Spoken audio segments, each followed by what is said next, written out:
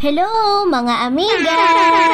Sobrang init na nga ng panahon kaya nandito kami sa Coco Valley dito sa Paliparan, Dasmariñas, Cavite. Ito nga ang kanilang entrance fee dahil holiday nga ngayon kaya 250 ang aming babayaran kada isa.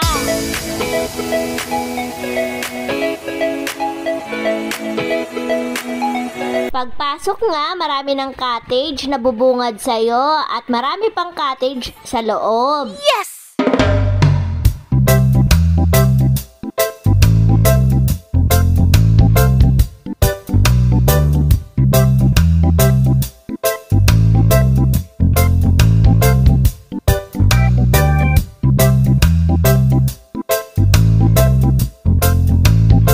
At dahil nga hindi marunong lumangoy ang inyong amiga, kaya ayan, palakad-lakad lang kami dito sa tubig.